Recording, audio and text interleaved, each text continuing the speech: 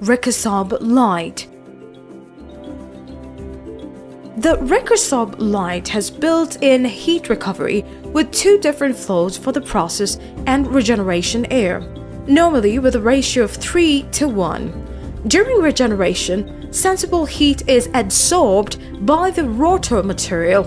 The rotor rotates and enters a small pouch sector where the incoming regeneration air is preheated prior to entering the heater, thus reducing the amount of energy needed to heat the air in the regeneration heater, increasing the dehumidifier's efficiency significantly.